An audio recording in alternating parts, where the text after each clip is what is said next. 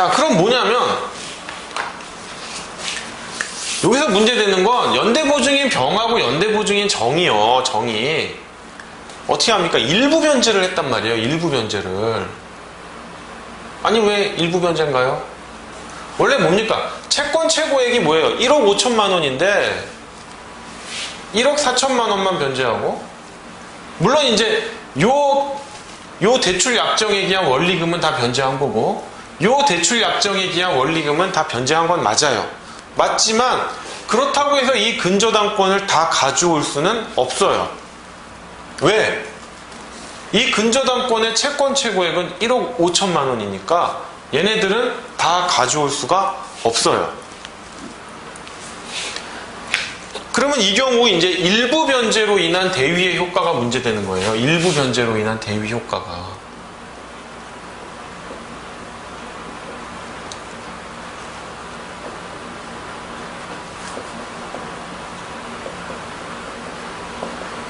자, 전부 변제를 하면 편하죠. 그냥 을은행의 권리가 다 일로 오니까 마치 을은행인 것처럼 행사하면 되는데, 도대체 일부만 변제하면 을은행의 권리가 뭡니까? 다 오는 게 아니라 일부만 오는 거잖아요. 그러면 어떻게 해야 되는 겁니까? 을은행이 우선권이 있는 거예요? 아니면 을은행과 연대보증인 병이 변제한 부분에 따라서 비율대로 우선권이 있는 거예요? 뭐 어떻게 해야 되는 거예요? 그 부분에 대해서 민법이 특별한 규정을 하고 있진 않아요. 그런데 민법 제483조 제1항 이 부분도 확실히 아셔야 돼요. 확실히 그냥 이 시간을 통해서 확실히 아셔야 돼요. 민법 제483조 제1항을 보시면 민법은 일부 변제로 인한 대위의 경우 대위자는 그 변제한 가액에 비례하여 채권자와 함께 그 권리를 행사한다라고 규정하고 있어요. 그러면 채권자와 함께라는 게 뭐냐? 채권자와 함께라는 거에 대해서 공동행사를 말합니다. 그런데 이런 피담보 채권에 대한 일부 변제의 경우에는 대위자는 채권자가 뭐다? 을은행이 근저당권을 실행한 경우에 한해서만 그 권리를 행사할 수 있어요. 공동으로 행사한 대로 해놓고선 결국 뭐다? 얘도 이제 근저당권 일부 이전에 부기 등기를 통해서 근저당권을 일부 받았잖아요. 그러면 얘도 근저당권자로서 담보권 실행을 위한 경매, 민사집행법에서 임의경매라고 합니다. 임의경매는 뭐다? 경매 신청권이 포함되어 있는 걸 말하는 거예요. 즉 담보권에는 경매 신청권이 포함되어 있어요. 강제경매는 뭐다? 경매 신청을 법원으로부터 받아야 돼요. 압류 등을 통해 가지고 경매 신청을 받아야 됩니다. 자, 어쨌든 얘도 공동저당권, 근저당권을 갖고 있는데, 근저당권을 일부 갖고 있는데 얘는 행사 못한다 이거예요. 뭐? 채권자가 담보권을 행사하는 경우에 한해서 너도 그때 참여할 수 있다 이 얘기예요. 이 부분 아셔야 돼요.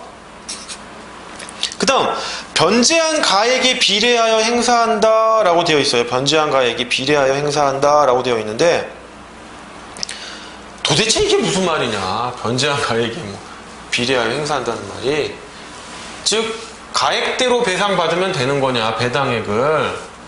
그게 아니다라는 거예요. 이 부분 점점 복잡해지는데 이해하셔야 돼요. 이 부분은 반드시 이해하셔야 돼요. 자, 뭐냐면 요 사안에서 조금 제가 이제 케이스를 조금 이해하기 쉽게 바꿀게요. 만약에 1억 5천만 원에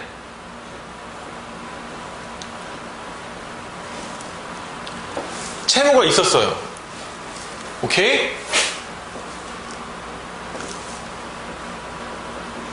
근데 병이 5천만 원만 변제해요. 오케이? 그러면 어떻게 가져요? 을은 1억 원만 갖고, 병은 변제자 대위권에 의해서 5천만 원의 권리를 갑에게 주장할 수 있잖아요. 그죠? 물론 근저당권도 일부 5천만 원 정도, 즉 3분의 1에 해당하는 근저당권이 일부 이전될 겁니다. 부기 등기를 통해서. 그러나 병이 단독으로 근저당권을 실행할 수 있다 없다? 없다. 공동행사라고 했지만 담보권의 경우에는 채권자가 담보권을 행사한 경우에만 채권자와 함께 일부 대위 변제자가 그 권리를 행사할 수 있다라고 제가 말씀드렸어요. 아주 중요한 부분입니다. 이거 대충 넘어가시면 안 돼요. 자, 그러면 저 부동산 X토지를 매각을 했는데 1억 원밖에 안 나온 거예요. X토지의 낙찰 가격이.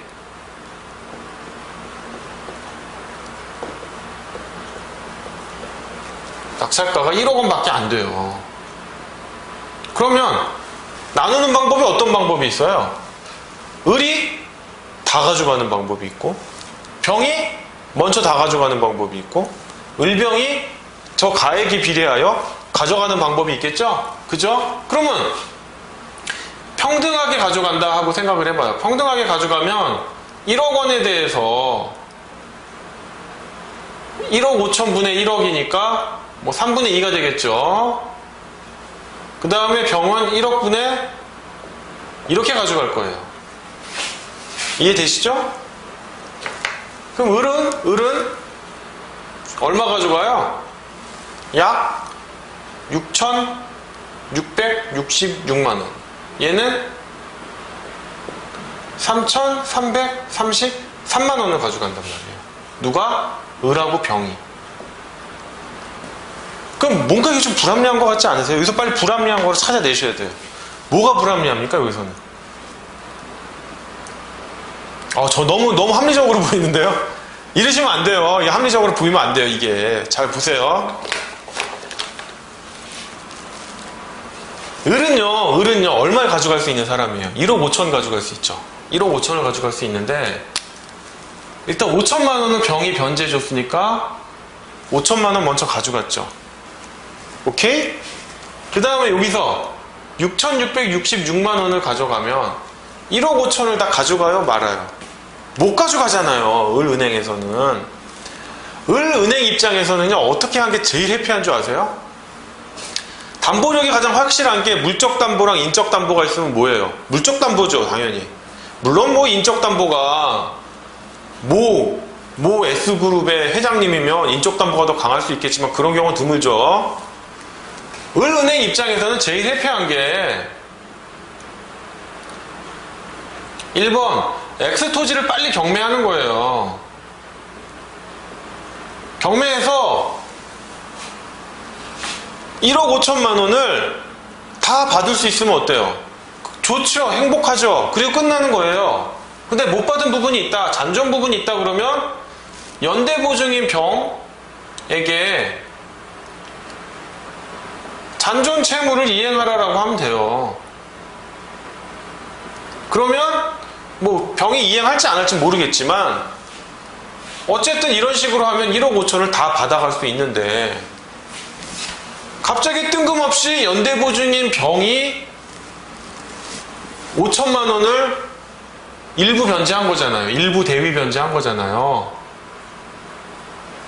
얘가 뜬금없이 일부 대위 변제를 해가지고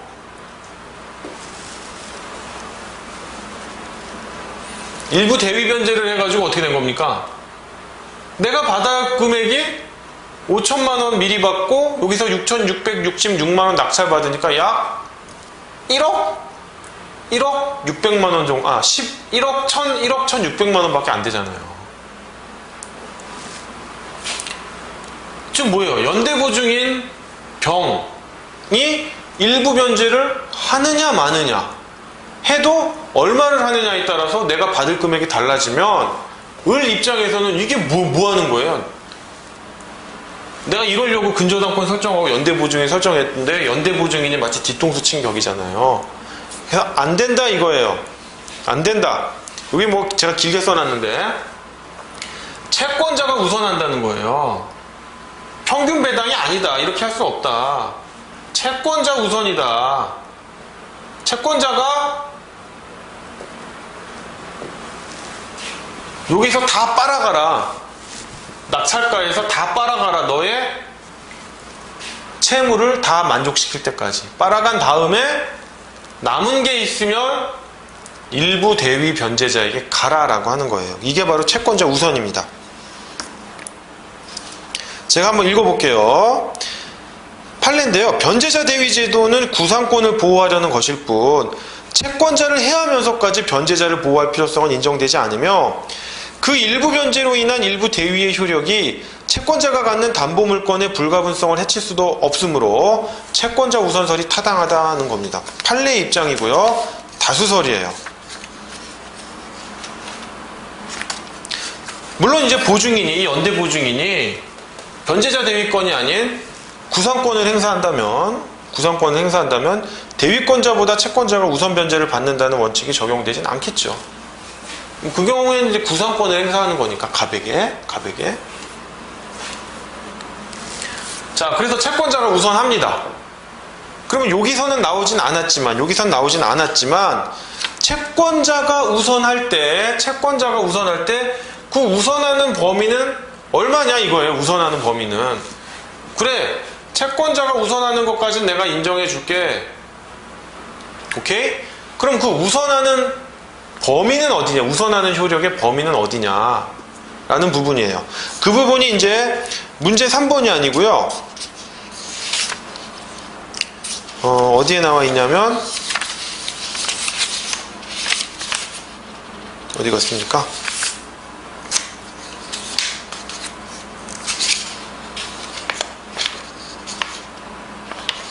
문제 이제 3-2번에 있네요. 문제 3-2번. 문제 3-2번 제가 문제 3-2번이 아니죠. 죄송합니다. 문제 4번에 대한 제가 설명 부분에 써놨어요. 보면 채권자의 우선 변제권 범위라고 써놨는데 물론 문제 4번 할 때 제가 설명을 드리겠지만 요거 한번 보고 넘어갈게요. 보시면 아라비아 숫자 채권자의 우선 변제권 범위입니다. 거기 중간 부분부터 보시면요. 1번 원래의 근저당권 채권 최고액에서 대위 변제를 받은 금액을 공제한 잔액을 한도로만 채권자가 우선 변제권을 갖는다는 견해 해가지고 잔액 한도설이 있고 채권자는 여전히 원래의 근저당권의 채권 최고액 한도 내에서 자신의 잔존 채권액에 대하여 대위 변제자에게 우선한다고 보는 것이 타당하다는 견해에 채권 최고액 한도설이 대립하고 있습니다. 즉 뭐냐면 5천만 원을 미리 변제를 받았잖아요. 그죠? 그럼 아까 채권 최고액은 뭡니까? 1억 5천만 원이죠. 여기에 1억 5천만 원에서 5천만 원을 변제 받았으니까 남은 채권이 얼마예요? 잔존 채권이 1억 원. 1억 원에 한해서는 일부 대위 변제자들보다 우선하다. 난 일부 대위 변제자들보다 1억 원은 먼저 땡겨올 수 있어 이겁니다. 그 다음 채권 최고액 한도설은 뭐냐면 채권자는 여전히 원래의 근저당권의 채권 최고액 한도 내에서 자신의 잔존 채권액에 대하여 대위 변제자에게 우선하다고 보는 거예요. 근데 사실 요 사안은 잔액 한도설을 취하던 채권 최고액 한도설을 취하던 결론이 동일해요. 동일해가지고 좀 구별은 안 되는데 문제 4번 풀 때 구별이 되거든요. 이제 그때 한번 보시기로 하고 일단 채권자가 우선하고 그 우선하는 범위는 얼마다? 잔액 한도가 아니라 채권 최고액을 한도로 한 잔존 채권이다라는 거예요. 잔액 한도가 아니라 채권 최고액을 한도로 한 잔존 채권. 오케이? 잔존 채권이 채권 최고액을 넘으면 채권 최고액밖에 안 되지만 잔존 채권이 채권 한도의 채권 최고액 이하라면 그 부분에서 보호가 된다. 잔액 한도설은 뭐다? 채권 최고액에서 일부 변제받은 것을 공제한 나머지를 갖고 하는 겁니다. 지금 요 경우에는 구별이 안 돼가지고 동일해요. 결론이 동일해가지고 이제 딱 눈에 안 보이는데 그건 4번 문제 풀 때 설명을 드릴게요. 그러면 어쨌든 사안에서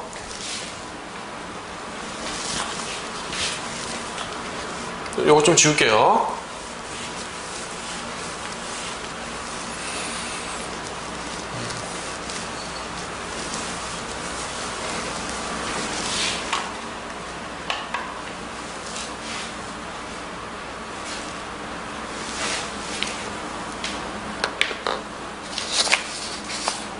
자, 문제 3-1번 보시면요.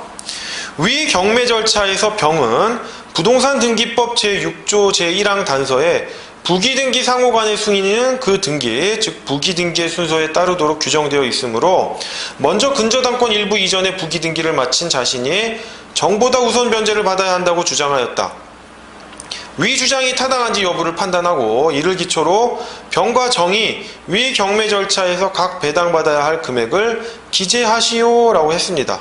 기재하시오 이랬어요.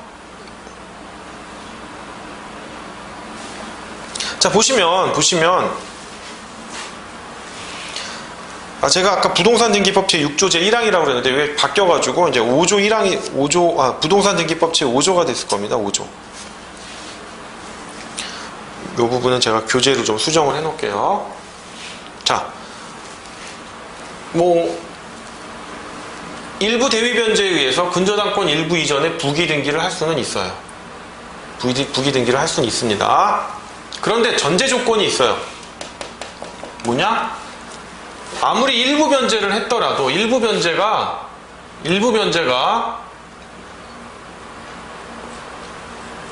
피담보 채권이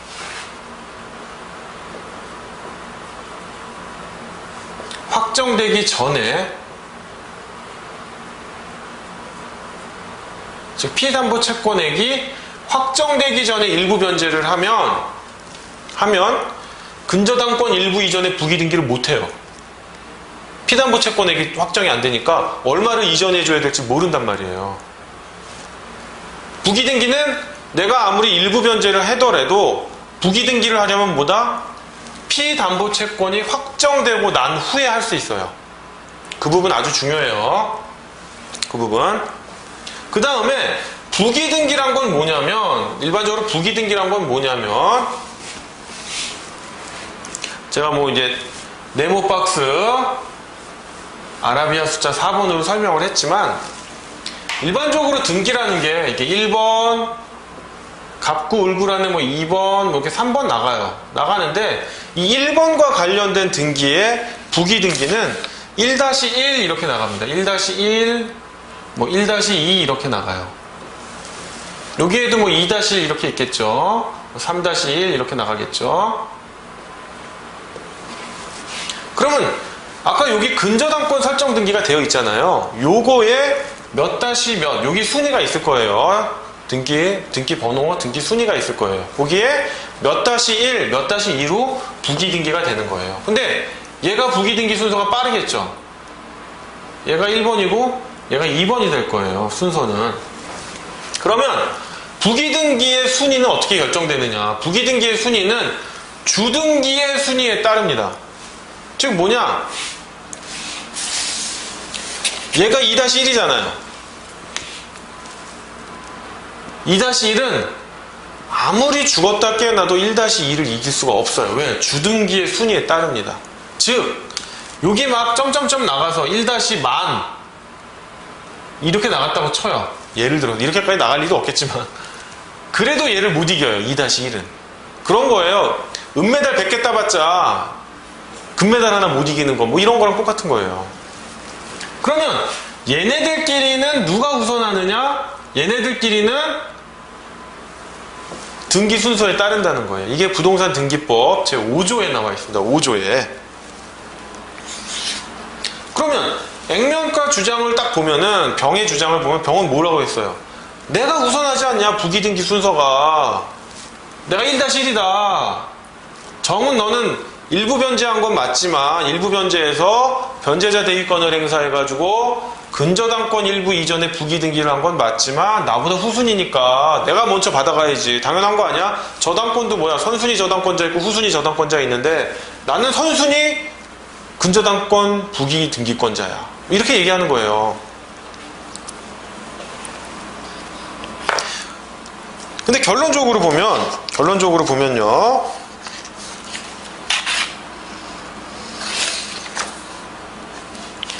병의 주장은 타당하지 않아요. 병의 주장은 타당하지 않고 병은 1억 500만 원, 정은 4,500만 원의 배당을 받아야 합니다. 배당을 해야 됩니다. 그 부분 좀 설명을 드리면요.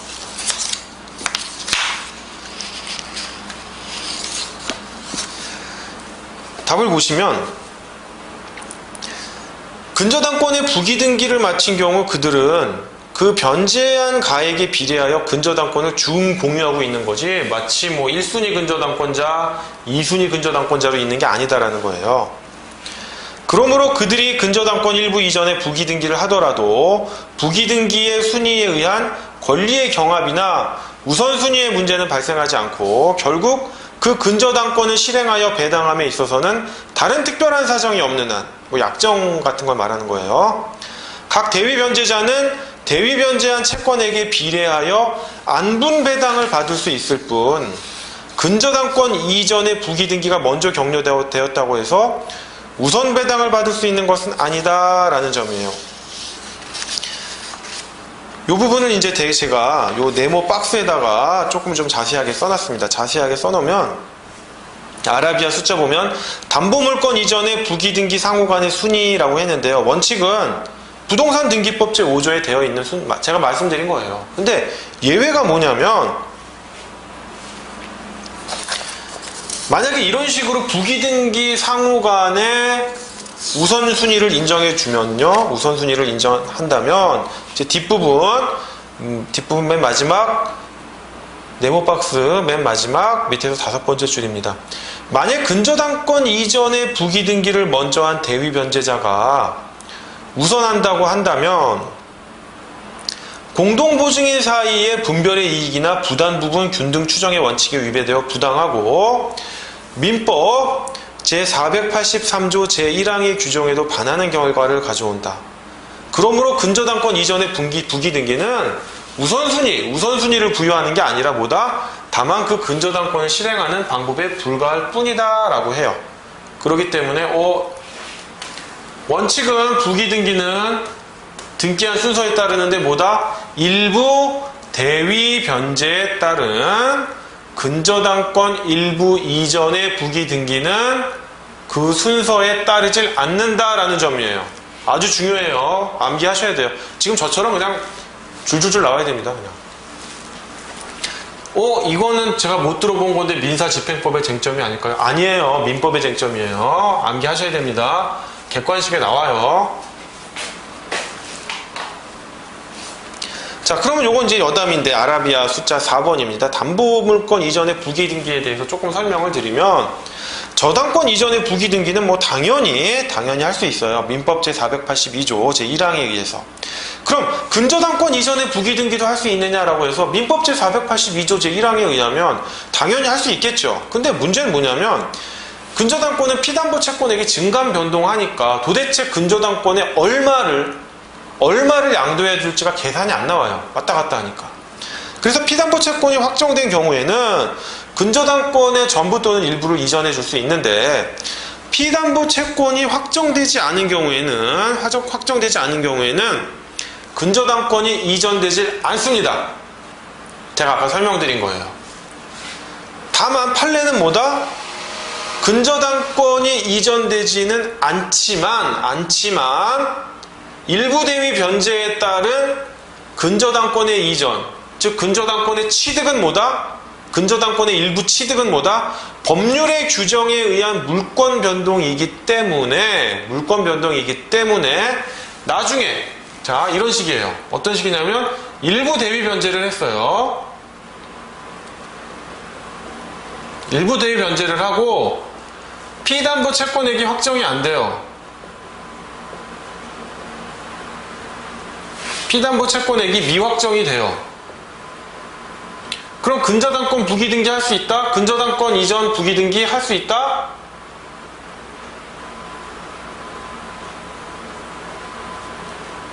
부기등기 못한다예요. 그런데 뭐다? 근저당권 이전의 부기등기는 못하지만 이건 뭐예요? 일부 대위 변제를 통한 민법 제482조 제1항에 의한 법률의 규정에 의한 물권 변동이에요. 등기 안 해도 된단 말이에요. 등기를 못할 뿐이지. 그렇기 때문에 근저당권은 취득한 거예요. 일부라도 취득한 건데 이 이후에 피담보 채권액이 확정됐고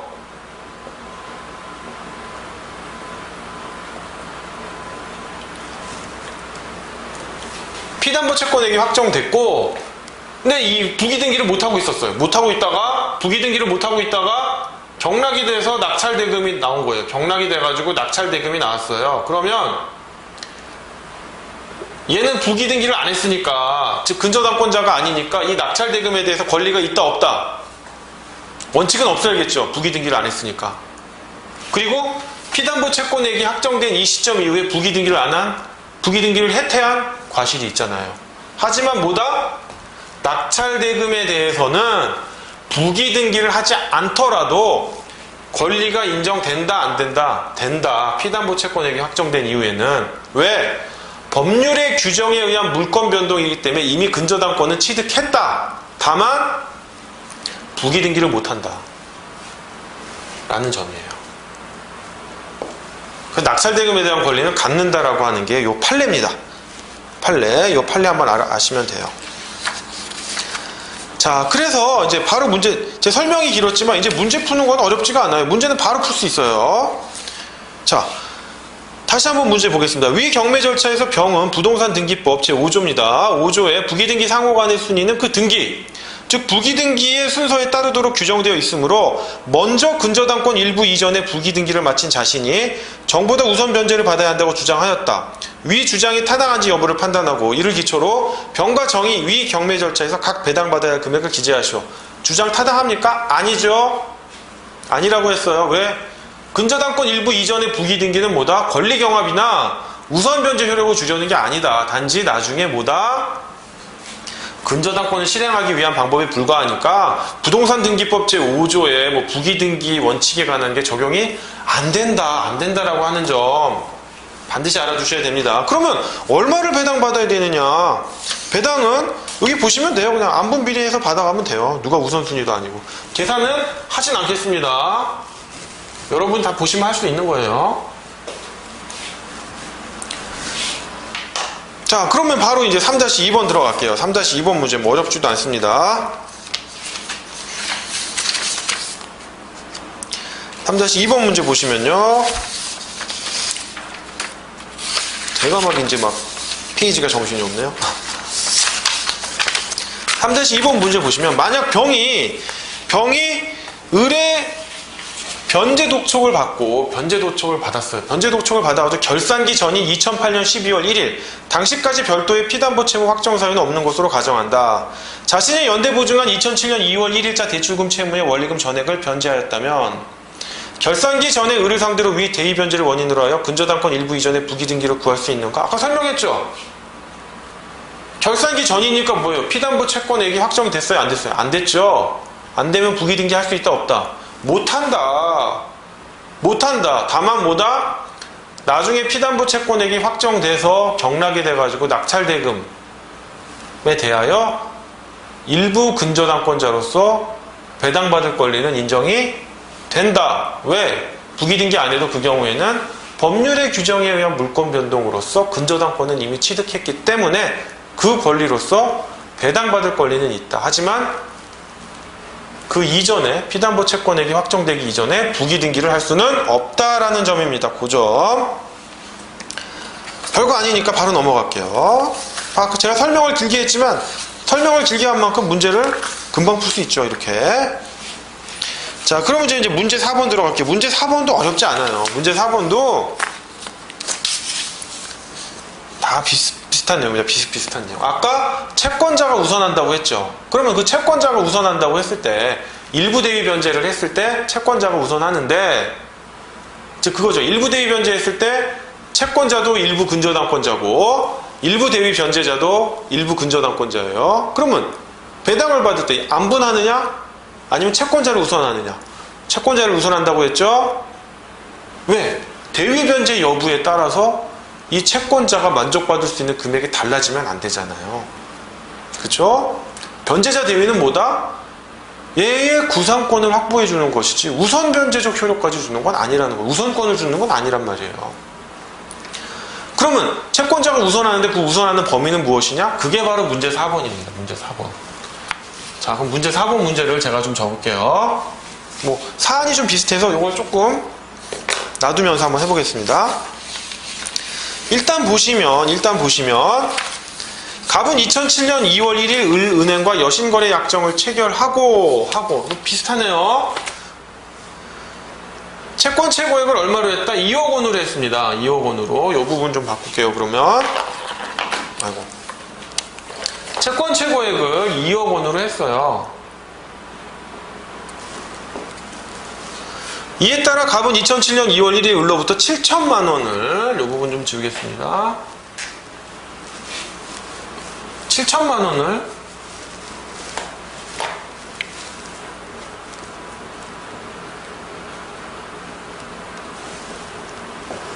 대출을 받고 2007년 11월 1일이 아니라 이제 6월 1일이네요.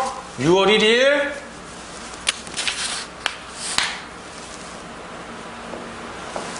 을로부터 얼마? 1억 5천만 원을 받습니다. 추가 대출이 더 크게 일어났네요.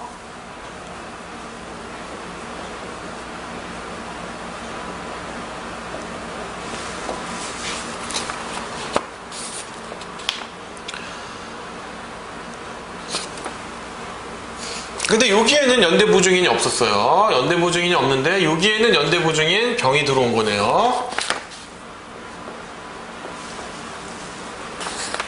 자, 갑이 을에 대한 채무를 이행하지 않자 을은 2009년 5월 1일 위 X토지에 대하여 근저당권 실행을 위한 경매를 신청하였고 경매법원은 같은 날 경매 개시 결정을 하였다. 을은 위 경매 절차가 진행 중이던 2009년 9월 15일 병으로부터 얼마? 1억 2천만 원을 변제를 받습니다. 1억 2천만 원을 변제받았고 이에 따라 대위 변제자인 병에게 위 근저당권을 일부 이전하기로 하여 2009년 10월 11일 위 근저당권에 관하여 확정 채권의 일부 대위 변제액 1억 2천만 원을 원인으로 한 근저당권 일부 이전의 부기 등기를 맞춰주었으며 그 후 위 X토지는 매각되었다 이거예요. 즉 뭡니까? 요거는 적지 않겠습니다. 요건 적지 않고 요것도 이제 필요 없겠죠? 요 부분도 이제 필요 없습니다. 즉 연대보증인 병이 다는 아니고 얼마? 1억 2천만 원만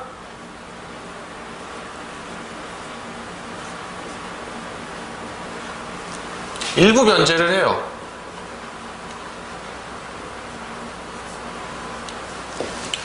그렇게 하니까 뭐 어떻게 합니까? 근저당권을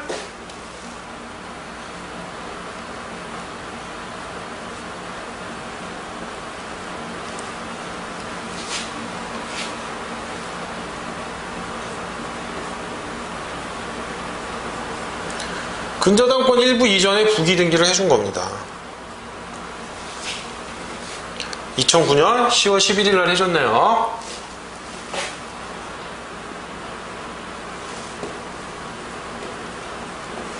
근저당권 일부 이전에 부기 등기를 해요.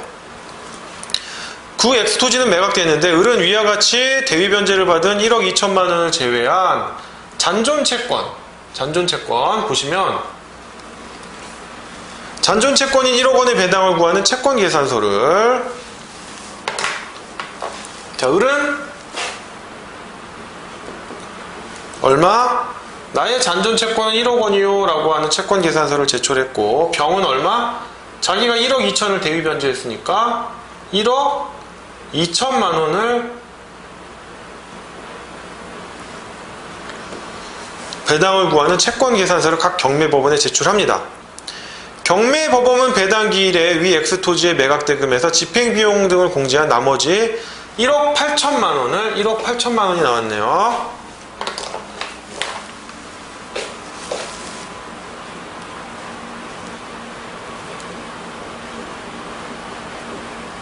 (1억 8천만 원이) 매각대금이네요.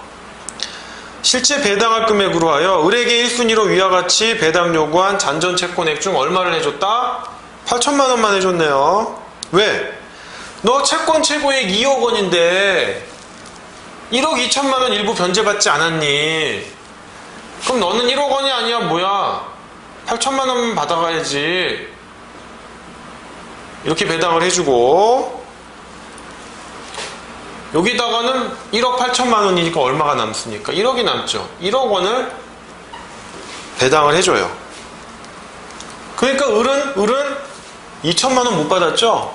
그래서 2천만 원에 대한 뭐를 합니까? 배당 이의를 해요.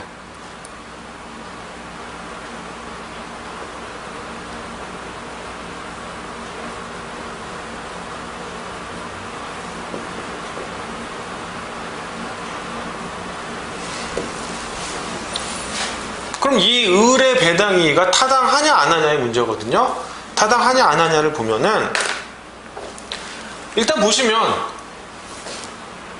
원래 총 대출 채권은 얼마예요? 7천만 원 플러스 1억 5천만 원이니까 얼마입니까? 2억 2천만 원이죠. 요에 두 개를 합하면 2억 2천만 원이에요. 그러니까 1억 2천만 원을 일부 변제받으면 얼마가 남아요? 1억이 남죠. 을은 이렇게 계산한 거예요. 야, 내가 원래 2억 2천만 원 꿔줬는데, 대출해줬는데 1억 2천만 원 받았잖아. 일부 변제 받았잖아. 그러면 나머지 1억 원을 내가 배당받아야지. 근데 법원은 어떻게 생각한 거예요? 아니, 채권 최고액이 2억 원이잖아. 이 매각 대금이 어디서 나왔니? 1억 8천만 원이. 어디서 나왔니? 근저당권 실행에서 나온 거잖아. 근데 근저당권 실행 채권 최고액이 너 얼마야? 왜 너는 2억 2천만 원이 피담보 채권인데 채권 최고액을 네가 2억 원으로 기재했잖아. 뭐 네가 뭐 바보 같은지 뭐 실수를 했는지 모르겠지만 그러면 요걸 기준으로 했을 때 1억 2천만 원만 일부 변제 받았으니까 그쵸? 2억 원에서 1억 2천만 원 뺀 8천만 원 배당받는 게 맞지라는 게 법원의 입장이죠. 근데 결론적으로 말씀드리면 경매법원의 배당은 타당하지 않습니다. 타당하지 않고요. 을에게는 1억 원, 병에게는 8천만 원을 배당해야 돼요. 이렇게 배당하는 게 아니라 1억 원 배당했으니까 잔액인 8천만 원을 병에게 배당해야 되는 거예요. 자, 그걸 보면요. 제가 이 사안의 풀이를 썼는데 피담보 채권의 확정 여부는 언제 확정이 됩니까? 언제? 피담보 채권의 확정은 경매 신청을 했다고 그랬죠? 그때 확정이 되는 겁니다. 자, 사안의 경우 병이 대위 변제한 시점이 언제예요? 2009년 9월 15일 대위 변제를 하는데 경매 신청은 언제 됩니까? 2009년 5월 1일 있잖아요. 그러니까 이미 피담보 채권액은 2009년 5월 1일 확정이 됐어요. 확정이 됐기 때문에 병의 일부 대위 변제는 근저당권 일부 이전에 부기등기를 할 수 있는 거예요. 그 일부 대위 변제로 인하여. 그래서 피담보 채권액은 확정이 됐습니다. 그러면 아까 채권자가 우선하느냐? 자, 연대보증인 병이 변제를 하긴 했는데 얼마를 변제했어요? 일부만 변제하니까 을은행하고 연대보증인 병이 어떻게 합니까? 배당을 받을 때 평균 배당을 받습니까? 채권자가 우선해서 배당을 받습니까? 뭐 저는 물론 이제 채권자가 우선 배당하는 걸로 했죠. 우리가 앞에서 공부를 했기 때문에 한번 복습을 하면 채권자가 우선해서 배당을 받아야 된다는 거예요. 자, 아까 같은 사례를 한번 제가 다시 한번 설명을 드리면 이런 거죠. 뭐 총 채권액이 1억 5천인데 5천만 원만 일부 변제를 했다 이거예요.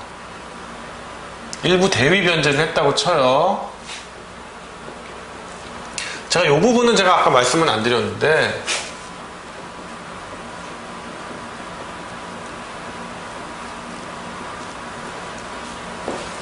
그러면 사안에서 을은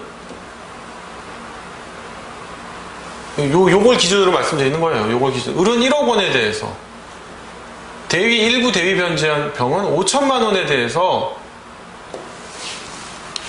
배당을 요구할 수 있겠죠. 그런데 제가 아까 제가 설명드린 거랑 똑같아요. 매각 대금이 1억 원이 나왔다 쳐요. 그러면 얘는 어떻게 된다고 그랬어요? 6,666만 원이고 얘는 3,333만 원이었잖아요.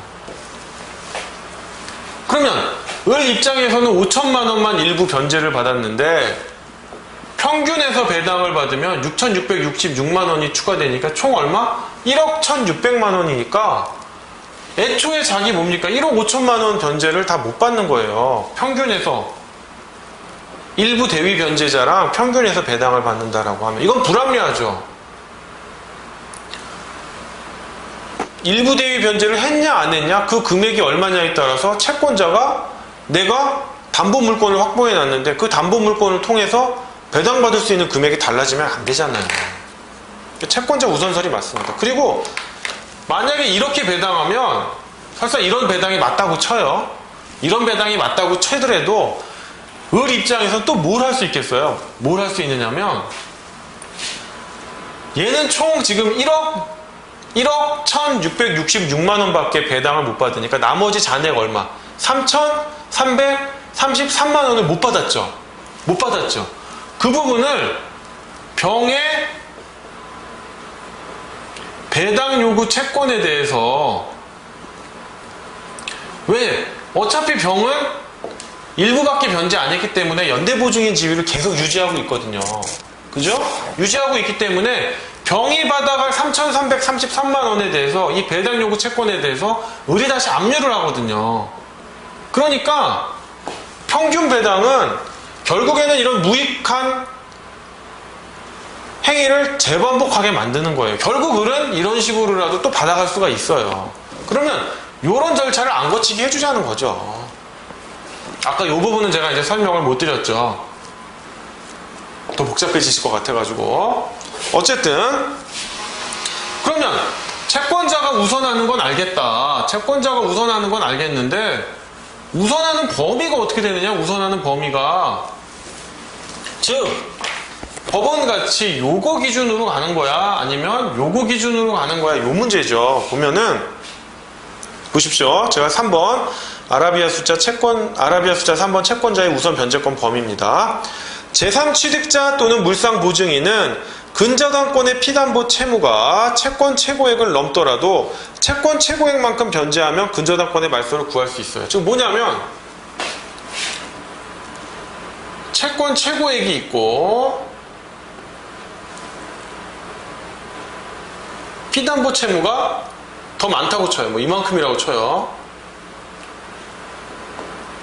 그러면 제3취득자나 물상보증인은 뭐예요? 나 이건 난 모르겠다. 근저당권이 설정된 게 얼마냐? 채권 최고액이. 피담보 채무가 이걸 넘든 이거 이하든 나는 요거 기준으로 보고 들어온 사람이기 때문에 이것만 변제하면 되는 거예요.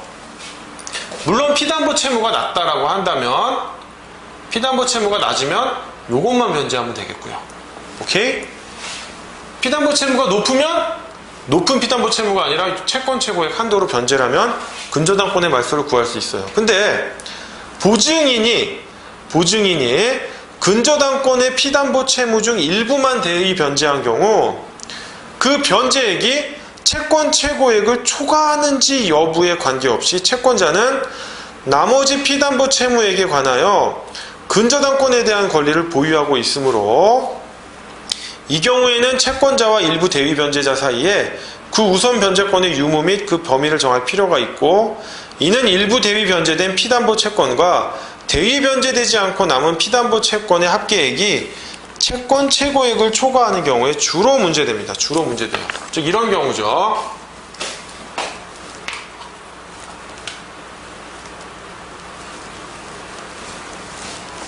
설명을 드리면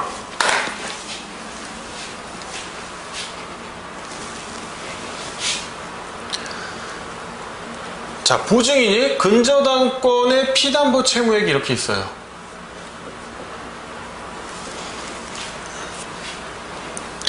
근데 보증인이 근저당권의 피담보 채무 중 일부만 대위 변제를 했는데 뭐 요만큼만 변제했다고 쳐요. 요만큼만 변제했다고 칩시다.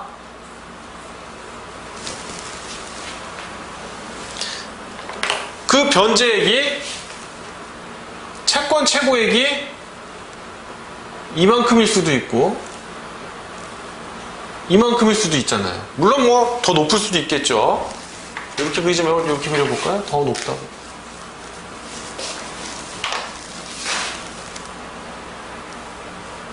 뭐 두 가지 경우가 상정이 되겠죠. 자, 채권 최고의 그 변제액, 즉 보증인이 근저당권의 피담보 채무를 변제했는데 그 변제액이 채권 최고액을 초과하는지 안 하는지 여부에 관계없이 채권자는 뭐예요? 이 나머지 피담보 채무에 대해서 이 부분에 대해서 뭐다?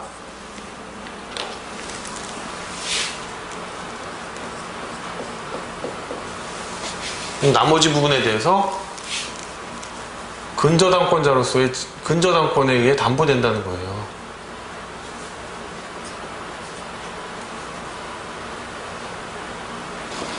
이게 무슨 말이냐면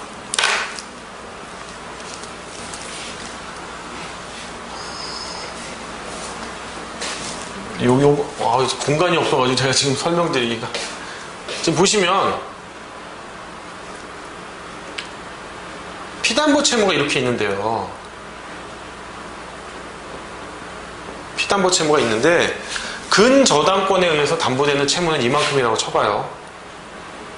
근저당권에 의해서 담보되는 채무, 즉 채권 최고액이죠.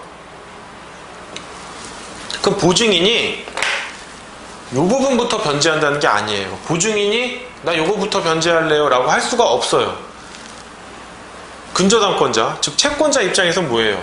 보증인이 먼저 변제를 하면 근저당권에 의해서 담보되지 않는 요 부분 있죠? 요 부분이 먼저 변제됐다고 생각을 하는 거예요. 요건 이미 확보가 돼 있으니까. 그래야 근저당권자, 즉 채권자에게 유리하잖아요. 즉 보증인이 일부 변제를 하면요, 근저당권, 즉 채권 최고액에 의한 근저당권 범위 내에 피담보 채무를 변제한 게 아니라 담보되지 않은 요 부분을 변제했다고 보는 거예요. 그래야 채권자, 즉 근저당권자에게 유리하잖아요. 즉 보증인이 뭘 변제를 했던 너는 담보되지 않은 부분부터 변제된 거야. 변제를 한 거야. 그러니까 남아있는 부분은 당연히 근저당권에 의해서 담보가 되는 거야. 만약에 그게 아니라 보증인이 여기 먼저 변제했다라고 한다면 근저당권을 소멸하겠죠. 물론 뭐 보증인한테 이전되겠지만 그럼 이 부분은 뭐예요? 담보되지 않은 채권이잖아요. 그냥 일반 채권인 거잖아요. 근저당권에 의해 담보되지 않잖아요. 그러면 근저당권자 입장에서는 불합리하잖아요. 아까 똑같이 생각하시면 돼요. 나는 근저당권을 실행해서 먼저 내 채권을 만족받고 다 만족받지 못하면 그 나머지 잔존 채권을 보증인한테 실행할 거야 라고 했는데 왜 보증인이 뜬금없이 들어와가지고 지가 일부 변제해 놓고 내가 일부 변제한 거는 근저당권에 의해서 담보되는 부분이니까 근저당권은 소멸하고 채권자 너는 담보되지 않은 채권만 갖고 있는 거야. 이렇게 말할 수 없다는 거죠. 불측의 손해를 입힌다는 거예요. 그렇기 때문에 그런데 이제 이런 경우에 이제 금액이 문제가 되는 거예요. 금액이 어떻게 문제가 되냐면 일단 뭐 원리는 이해하셨을 거라고 봐요. 그러면 요 그림을 좀 지울게요. 그럼 이렇게 일부 대위 변제한 금액과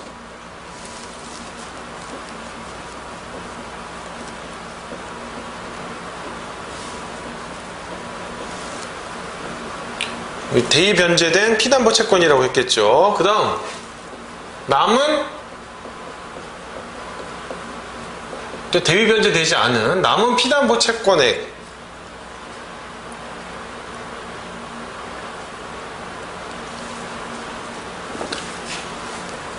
채권액이 요걸 합했을 때 뭐다? 채권 최고액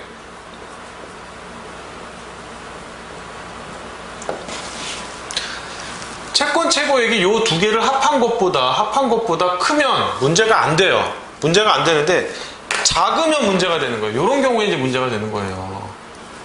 요런 경우에 어떻게 처리할 거냐? 자, 한번 보세요. 자, 1번 잔액 한도설입니다. 원래의 근저당권 채권 최고액에서 즉 2억 원에서 대위 변제를 받은 금액을 공제한 잔액을 한도로 한다. 대위 변제 받은 거 1억 2천만 원이죠. 그러니까 뭐 얼마? 8천만 원만 우선 변제를 받는다. 법원의 입장입니다. 지금 사안에서 법원의 입장인 거예요.